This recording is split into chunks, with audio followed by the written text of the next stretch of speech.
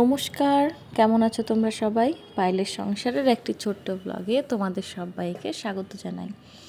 আগের দিন ছিলাম মায়ের বাড়িতে, তারপরের দিন আবার চলে গিয়েছিলাম শ্বশুর বাড়ি। সেই দিন যেদিন পুজো করছিলাম তারপরের দিন চলে গেছিলাম শ্বশুর বাড়ি। সেদিনই ফিরে আসার কথা ছিল, তবে রাস্তায় মানে মায়ের বাড়ি থেকে শ্বশুর বাড়ি যাওয়ার পথে ছেলের প্রচণ্ড পরিমাণে শরীর খারাপ হয়, রাস্তার মধ্যে 2-3 বার বমি করে। তো আমাদের কিছু কাজ ছিল, সে কাজগুলো আমরা ছেলের শরীর খারাপের জন্য করতে পারিনি।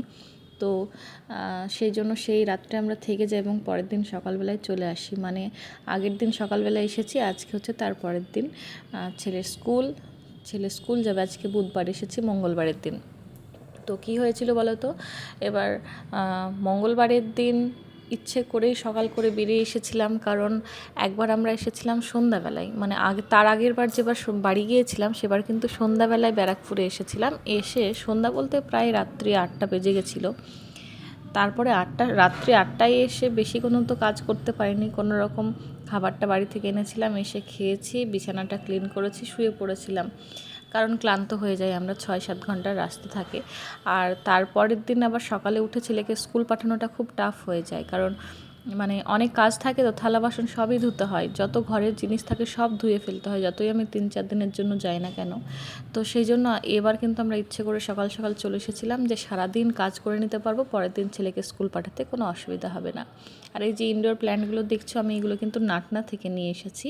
মানে যেদিন আসি এখানে সেদিন ওই যে বললাম না ছেলের শরীর খারাপ হচ্ছিল, তো যেসব কাজগুলো মেন কাজ সেগুলো আমরা করতে পারিনি। তো বাড়ি যাওয়ার পথে একটা নাটনা যেহেতু পড়ে, তো সেখানে আমরা কি করছিলাম, ফুলের গাছ কিনতে গেছিলাম, তবে সেখানে আমরা বেশি ফুলের গাছ পাইনি, কারণ সেখানে মালিক ছিল না, একজন কর্মচারী ছিল। তো সে আমাদেরকে এই গাছগুলো তার কাছ থেকে কেনা হয়। এই যে লাল গাছটা দেখছো এটা কিন্তু বাড়ির, এটা কিন্তু কেনা না। কিন্তু এই যে হলুদ গাছটা দেখছো, মানে গ্রিন টবে যেটা লাগানো আছে ওটা কেনা, মানে এই 3টে পরপর কেনা, আর পিঙ্কটা বাড়ি থেকে আনা, পিঙ্কটাতে যে ফুল গাছটা আছে। আর এদিকে কিন্তু গাছগুলো প্রায় মরো অবস্থা হয়ে গেছিলো, 2-3 দিন জল পায়নি, তো শীতে একদম শুষ্ক হয়ে গেছে। আর এই যে ছোট্ট ছোট টবে গাছগুলো দেখছো, এগুলো এনেছিলাম, এগুলো নাকি 20 দিনের মধ্যেই ফুল হবে শুনেছিলাম। তো গাছগুলো কি হচ্ছে, যখনই সকালবেলায় উঠে দেখছি গাছগুলো মারা যাচ্ছে, আবার কিছুক্ষণ পর তাজা হয়ে যাচ্ছে, এমন একটা ব্যাপার। আর এই গাছটাও এনেছিলাম, এটা নাকি 12 মাসই ফুল হবে, জানি না আদৌ হবে কি না। তো বিশ্বাস করে এনেছি। এবার যদি গাছের মালিকটা মানে নার্সারির যে মালিক সে যদি ওখানে থাকতো তাহলে অনেক কিছু ফুল নিতে পারতাম, কারণ যে ছিল সে বলতে পারছে না কোন ফুলে কোন কালার আসবে, কোনটা কি, অত বুঝতে পারছিল না। আর এই গাছটাও কিন্তু বাড়ি থেকে এনেছিলাম, ওই যে লাল গাঁদার গাছটা, আর এটা তো আগে থাকতেই ছিল। আর এই গাছগুলো একদম কিন্তু শুকিয়ে গেছিলো, কালকে হাজব্যান্ড এসে আগেই কিন্তু জল দিয়েছিল। আর ওই যে আমার গাঁদা গাছগুলো আগের বার বাড়ি থেকে এনেছিলাম সেগুলো কিন্তু হয়ে গেছে। তো আজকেও কিন্তু বেশ কিছু কাজ করব। হাজব্যান্ড যাওয়ার আগে ওকে দিয়ে কিন্তু অনেক কাজ করিয়ে নিলাম, কারণ এটা আমার পক্ষে আর সম্ভব ছিল না এতটা কাচাকুচি করা। তো এই 5 মিনিট আগে দুজন মিলে কাচাকুচি করে গেলাম। এই যে এত জামা কাপড়, এই যে দেখছো টেডিগুলো আমার ঘরে ঝোলানো থাকে, সেই টেডিগুলো কেচে দিয়েছে 3টে, ওইখানে একটা আছে পিঙ্কটা। আর এত জামা কাপড়, বেডশিট, জামা প্যান্ট যা ছিল সব ধুয়ে দিয়েছি, পুরো ছাদ জলে ভর্তি, কারণ টেডি ধুতে প্রচুর জল লাগে আর প্রচুর খাটনি লাগে। তো দুজন মিলে কাজগুলো করে নিলাম। ও চলে গেলে আমি আর টেডি মেডিগুলো ধুতে পারবো না, মানে এখনও ধোকাচ্ছি, হাঁপাচ্ছি। নোংরা ফেলে তারপরে কিট্টুকে রেখে আসলো, দুজন মিলে চা খেলাম, খেয়ে এসেছিলাম ছাদে। এসে জামা কাপড় কেচে এখন একটা লাগাবো গাছটা লাগিয়ে মাটিটা পরিষ্কার করে চলে যাব স্নানে। গাছ বলতে ছোট্ট চারা, এই যে এই ছোট্ট চারাটা এখানে লাগাবো। ফুল গাছ থেকে কিন্তু আমার ইনডোর প্ল্যান্ট অনেক বেশি ভালো লাগে, কারণ ফুল গাছ একটা সিজন পর বেকার হয়ে যায়, কিন্তু ইনডোর প্ল্যান্টগুলো আমি যদি রেখে 1 মাস বাড়িও চলে যায়, জলও লাগবে না, রোদও লাগবে না। সেই জন্য এই যে গাছটা কত ছোট লাগিয়েছিলাম, দিদি দিয়েছিল এইটুকু গাছটা, কি সুন্দর বড় হয়ে গেছে দেখো, বেশ ভালো লাগছে। তো এই দুটো ঘরের সামনেই রাখার প্ল্যান আছে। তো দাঁড়াও গাছটা লাগিয়ে দিই, তারপর তোমাদের সাথে কথা বলবো। তোমরা অনেকেই জেনে থাকবে আমি এখানে আসার পর থেকে কিন্তু ঘরে বেশি জিনিস কিনছিলাম না, কোনো শো পিস বা কোনো ফুল গাছ টাছ যেগুলো বাড়ি থেকে টুকটাক আনা হয়েছিল মানে ঘরে পুজোটা দেওয়ার জন্য সেগুলোই শুধু ইউজ করছিলাম। টবগুলো অনেক দিন থেকে নেমো নেমো করে ভয়ে নিচ্ছিলাম না যে কোথায় বরের পোস্টিং আসবে কি আসবে না, আর ঠিক জায়গায় আদৌ যেতে পারবো কি পারবো না, এখানে থাকবো নাকি চলে যেতে হবে, এই একটা দ্বিধার মধ্যে ছিলাম। তো সেই জন্য কোনো কিছুই কিনছিলাম না। তো এই করতে করতে অনেক সময় চলে গেল, পোস্টিং আসছিল না।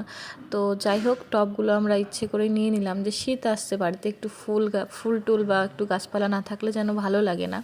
আর যেহেতু একা থাকি তো একটু গাছপালা, হ্যাঁ অনেকটা টাইম অনেকটাই কম আমার কাছে। আর এখন এই শীতে কোন দিক দিয়ে যে টাইম কেটে যাচ্ছে কাজ করে কিন্তু আমি ঠিক পাচ্ছি না, মানে খুব টাফ টাইম যাচ্ছে বলতে গেলে। মানে টাইম যে কোন দিক দিয়ে বেরিয়ে যাচ্ছে, সকাল থেকে মোটামুটি বিকেল অবধি টাইমটা যেন একদম তত্তর করে বেরিয়ে যাচ্ছে, আর সন্ধ্যার পর থেকে আর টাইম কাটে না, এমন একটা ব্যাপার হয়ে গেছে। কিন্তু সন্ধ্যার পর থেকে তো সব কাজ করা যায় না, সব কাজ তো দিনের বেলাতেই থাকে। তো গাছটা লাগিয়ে দিয়েছি, গাছটা আসলে নিচে দিদির কাছ থেকে নিয়েছি, এই দুটো গাছে দিদির থেকে নেওয়া। এটা তো বড় হয়ে গেছে, আর ওটা দিদি রেখে দিয়েছিল, ওটা আমি আজকে লাগিয়ে দিলাম। তো ঘরের সামনে এই দুটো থাকবে, বাকিগুলো কিন্তু জানালায় থাকবে। তো সেই জন্য পোস্টিংয়ের আশায় আর বসে থাকলাম না, যেদিন পোস্টিং আসা সেদিন আসবে। আর এই যে মাটি টাটিগুলো দেখছো, এগুলো কালকে এসে ধোয়া হয়নি, ধুয়েছিলাম কিন্তু আবার গাছে নতুন করে মাটি দেওয়া হয়েছে, তো সব এখানে আটকে আছে। তো এগুলো এখন আমি সব পরিষ্কার করব। আর যেটা বলছিলাম যে পোস্টিংয়ের ব্যাপারটা, এবার তোমরা অনেকে কমেন্ট করেছিলে, আমি বলেছিলাম যে একটা সুসংবাদ আছে, তোমরা অনেকে কমেন্ট করেছিলে দিদি তুমি হয়তো কোয়ার্টার পেয়ে গেছো, তোমার হাজব্যান্ডের পোস্টিং চলে এসেছে।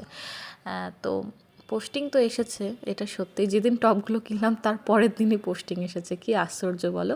তো যাই হোক, এবার পোস্টিংটা কোথায় এসেছে, আদৌ যেতে পারবো কি পারবো না সেগুলো আমি এখন বলতে চাইছি না, কারণ আমি সেটা নিজে কনফার্ম এখনও জানি না। আমার হাজব্যান্ড সেই জায়গায় পৌঁছাবে, পৌঁছে সেখানকার সিচুয়েশান দেখবে, তারপরে তোমাদের সাথে শেয়ার করতে পারবো। তো গাছপালা কিনে নিলাম, ঘরে যা যা লাগছে সবই কিনতে হচ্ছে, আর কতদিন ফেলে রাখবো বলো। যদি যাওয়া হয় ভাগ্যে থাকে তবে হয়তো যাব, না যাওয়া হলে আর কিচ্ছু করার নেই, সবই ভাগ্য। এখন দেখা যাক, এখানে তো ভালোই আছি, এখানে মন্দ নেই, আমি ভালোই আছি। সেই জন্য আর মানে কি বলবো, আমাদের কি বলো তো, এবার কোথাও একটা পোস্টিং এলে যে সেখানে আমরা আরাম করে গিয়ে থাকবো, সেই এটাও তো হয় না। মানে তার মধ্যেও হাজব্যান্ডকে ট্রেনিংয়ে পাঠিয়ে দেয়, টিডি পাঠিয়ে দেয়, 2 মাস 3 মাস করে এদিক ওদিক পাঠিয়ে দিল, এই একটা সমস্যা। আর আমার হাজব্যান্ড আমাকে একা ছাড়তে চায় না, বিশেষ করে এখানে তো তাও থাকছি, এখানে যেহেতু নিচে আমার দিদিরা আছে, আমার দিদিরা বলতে ওরই দাদা হয় সম্পর্কে, আসলে দিদি মানে যা, ওরা আছে, সেই ভরসায় কিন্তু আমি এখানে একা থাকছি। মানে ও আমাকে থাকতে দিচ্ছে, না হলে কখনোই আমাকে একা থাকতে দিত না। আর তার ওপর কী বলতো, ছেলের পড়াশোনাটা ঠাকুমা দাদু দিদা দাদু এরা সবাই থাকলে আসলে হতে চায় না। তো আমি একা থাকলে আমি দেখেছি যে আমারও কাজকামগুলো আমি মন দিয়ে করতে পারি, তার সাথে ছেলেকেও ঠিকঠাক টাইম মতো পড়াতে পারি, আর যেটুকু শেখানোর আমি পারি ওকে শেখাতে, সেটুকু শেখাতে পারি। কেউ থাকলে একটু অসুবিধে হয়, সে যেই হোক না কেন, এমন না যে মানে শাশুড়ি মার কথাই বলছি বা শ্বশুরমশাইয়ের কথা বলছি, সেটা যে কেউ হতে পারে, আমার বাবা মাও হতে পারে। তো যে কোনো কেউ থাকলে একটা যেন নিজের মতো করে চলা যায় না, বা নিজের মতো করে বাচ্চার সাথে কথা বলা যায় না, তাকে নিজের মতো করে শেখানো যায় না, এটাই বোঝাতে চাই তোমাদের। তোমরা কিন্তু শুধু শ্বশুরবাড়ির কথাটা ভেবো না, এমন না। যখন আমার এখানে আসার কথা হয়েছিল তখন থেকেই সবাই এরকমটাই কথা হয়েছিল যে কখনো আমার মা এসে থাকবে, কখনো ওর মা এসে থাকবে। তো আমার মায়ের পক্ষে এসে থাকাটা সম্ভব না, আবার আমার মা থাকলে আমার ছেলের পড়া হবে না। আবার ঠিক তেমনই ওর মায়ের পক্ষেও একভাবে একটানা থাকা সম্ভব না, বা কেউ থাকলে পড়া হবে না, এটাই মেন কথা। সেটা এমন না যে বিয়ে হয়েছে মানে শুধু শ্বশুরবাড়িকেই, শ্বশুরবাড়ির নামেই বলি তা না, যে কোনো কেউ থাকলেই পড়া হয় না, বরং ঠাকুমার থেকে দ্বিগুণ থাকলেই বেশি হয়তো পড়া হবে না, এটাই হচ্ছে কথা। এবার সবাই আসবে, কেন আসবে না, আসবে, ঘুরবে ফিরবে, কিছুদিন থাকবে, চলে যাবে, কিন্তু সেই একটানা থাকাটা কারোর পক্ষেই সম্ভব না। আর ছেলের যেহেতু বার্থডে ছিল তোমরা জানো, তো আমার কিছু ফ্রেন্ড ছিল যাদেরকে আমি ডেয়ারি মিল্কগুলো দিয়েছিলাম, তারা 4-5 জন মিলে আমাকে কিন্তু ছেলেকে এই গিফটটা করেছে, মানে বন্দুকটা দিয়েছে AK-47। তো ছেলে তো খুব খুশি, বুঝতেই পারছো, মানে ওর মনের মধ্যে যে গিফটগুলো ঘোরাফেরা করে তার মধ্যে এটা একটা। তো ওরা দিয়েছে, আমি তো খুব ভালো লেগেছে যে ওরা আবার ছেলেকে গিফট পাঠিয়েছে, আর আমারও বেশ ভালো লেগেছে, আর ছেলে তো খুশি। আর আজকে কিন্তু অনেক দিন পরেই ডিম বিরিয়ানি বানাচ্ছি। সকালে তো দেখলে, সকালে আমি আর হাজব্যান্ড একটু ম্যাগি করে খেয়েছিলাম, কারণ সকাল থেকে অনেক কাচাকুচি হয়েছে। তো এবার এদিকে ডিম বিরিয়ানি করছি, চিকেন কষা করছি, আবার সকালে যদি আবার তার মধ্যে ব্রেকফাস্ট বানাতে যেতাম তাহলে এদিকে রান্নাটা লেট হয়ে যেত। আর সেই জন্যই কিন্তু আজকে সকালবেলায় সেরকম কিছু বানাইনি, ম্যাগি করে আমরা দুজন খেয়ে নিয়েছি। আর হাজব্যান্ড আসলে আমরা দুজন এরকম মাঝে মাঝেই খেতে থাকি, মানে একসঙ্গে থাকলে।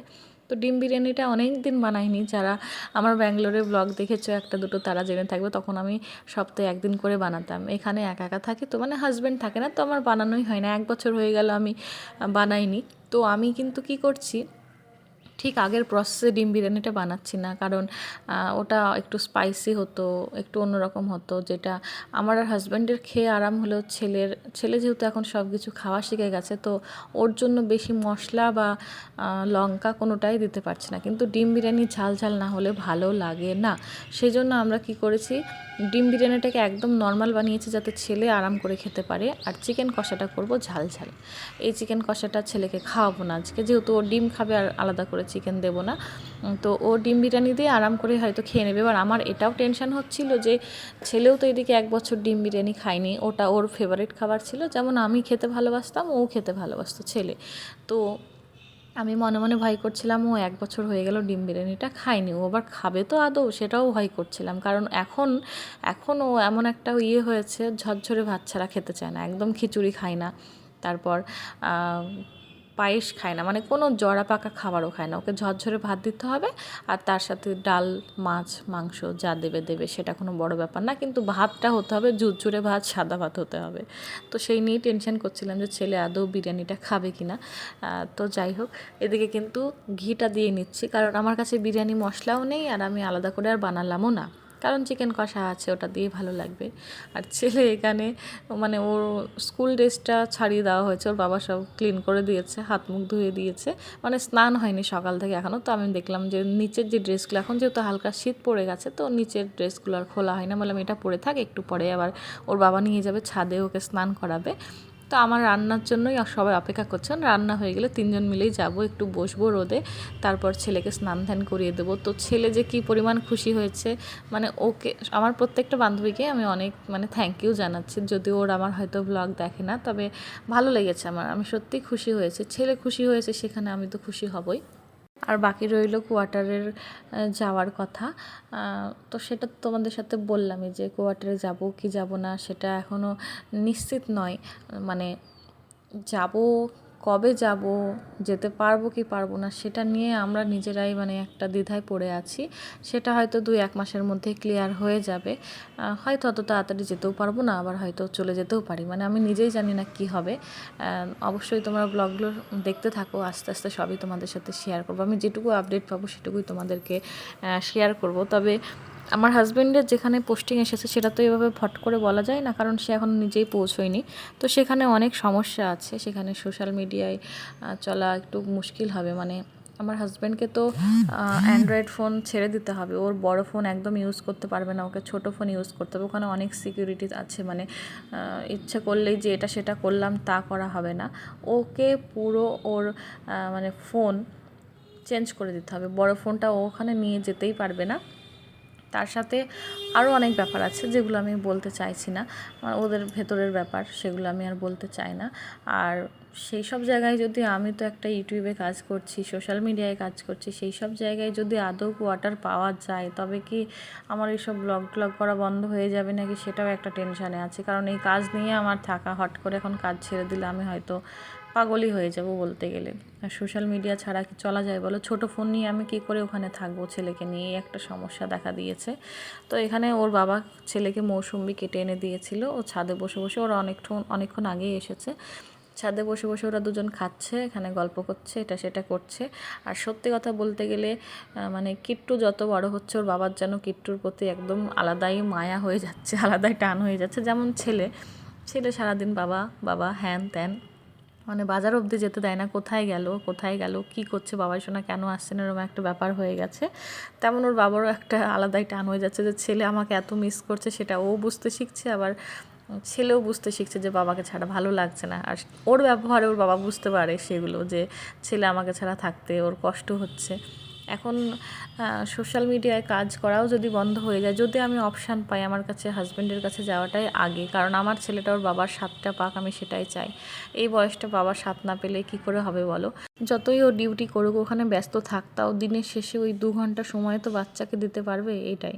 আর আমি তো মাঝে মাঝে বলি যে কিট্টু হয়ে আমার আমার প্রতি তোমার আর কোনো কেয়ার নেই, সব কেয়ার কিট্টুর প্রতি, সব ধ্যান কিট্টুর প্রতি। মানে ছুটিতে এই যে এসেছে, আমার সঙ্গে হয়তো যদি 10টা কথা বলেছে একটা দিনে, ছেলের সঙ্গে মনে হয় 1000টা কথা বলে। মানে আমাকে যদি দিনে 10 মিনিট সময় দেয়, ছেলেকে সেখানে 3 ঘন্টা সময় দেয়। আমি এখন ব্যাকসাইড হয়ে গেছি, ছেলের কাছেও ব্যাকসাইড হয়ে গেছে। ছেলেও এখন আমাকে পাত্তা দেয় না, সে তার বাবার কাছেই বেশি থাকতে ভালোবাসে।